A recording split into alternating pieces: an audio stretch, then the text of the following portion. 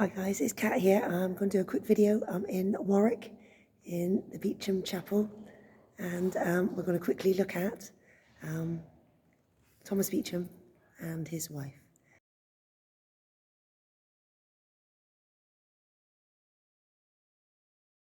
Here we are looking at the Countess of Warwick. I've got to be quiet because there are lots of people in the church also enjoying the church, and so I'll quickly go over the Countess Katherine Beauchamp, Countess of Warwick, and then quickly look at Thomas Beauchamp, the Earl of Warwick.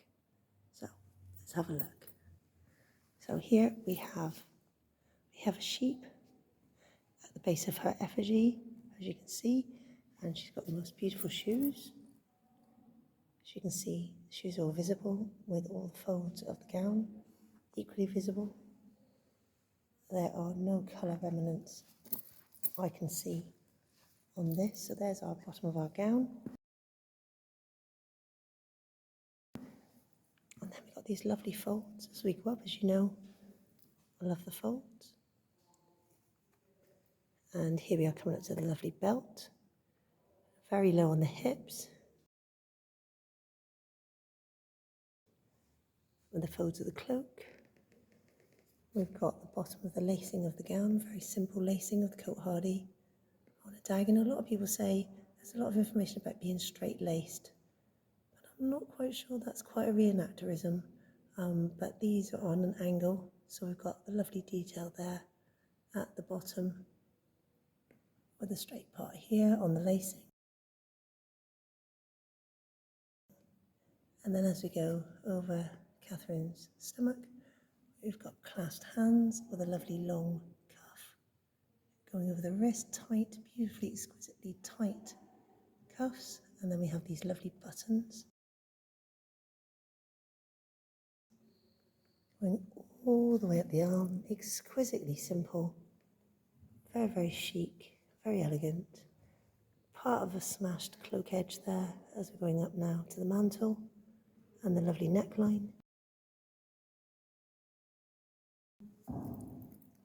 We've got some lovely details here of the actual cloak clasps with the lovely boat neckline, look. And as you can see, more lacing going all the way down, absolutely stunning with the lacing. And we've got the mantle cord there, remains of. And then we've got to our headdress. Here we are with a goffered. As you see, if I move this way, loads and loads of pleats of fabric.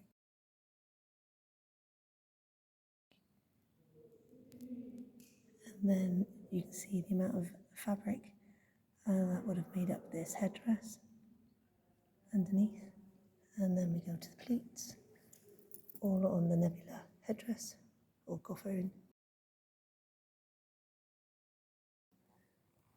As you can see, it goes all the way around. You can see the pillow. And then, if I move back slightly, you can see her headdress in an exquisite arch over the top. There she is. Absolutely beautiful. And then I'll stop here, so we'll go to the other side. Here are some of the weepers at the base. Just squiz around because there's lots of people looking at this effigy. So feel free to pause so you can enjoy them more. I'll just move along here. Right to the end there. Here's some more weepers here. Again, feel free to pause so you can enjoy them more. I've got to go behind the candles here. Go to the other side. And as you can see, there's some more weepers here in beautiful 14th century clothing from about 1470s. Sorry, 1370s, not 1470s, sorry. I've been speaking to a lovely Ricardian lady here, so my head was suddenly filled with 15th century, but here we are, 14th century. So as you can see, they've got the 14th century cote-hardies and cloaks, and we got the beautiful Nebula goffered headdress. So go over this side. Got some more weepers.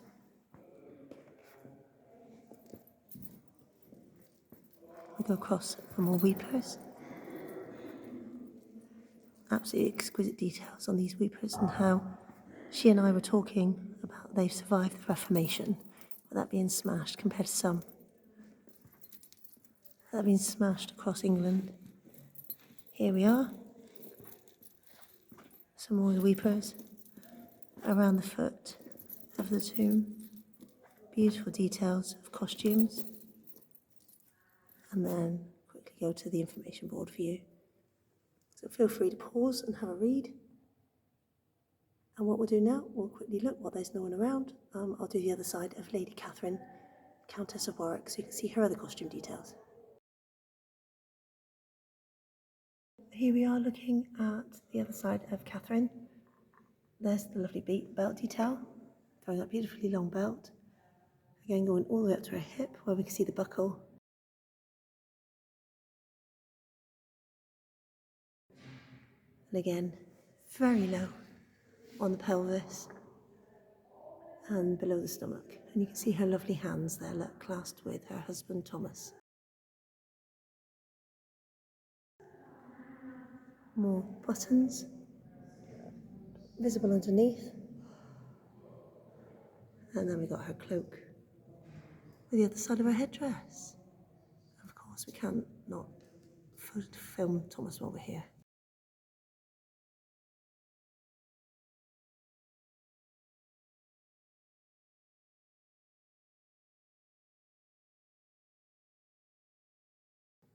Beautiful bacinet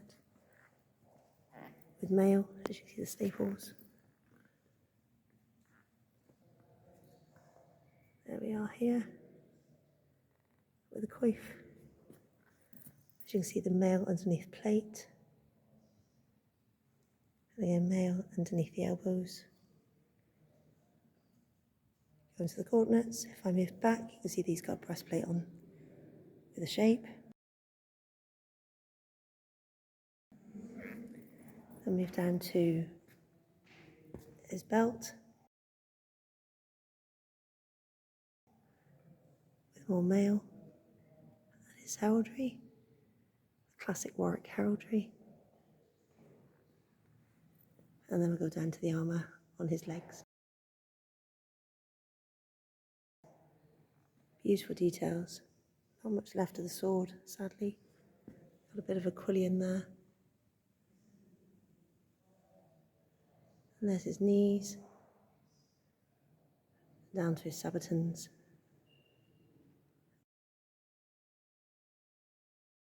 And there you go, absolutely beautiful with the spurs.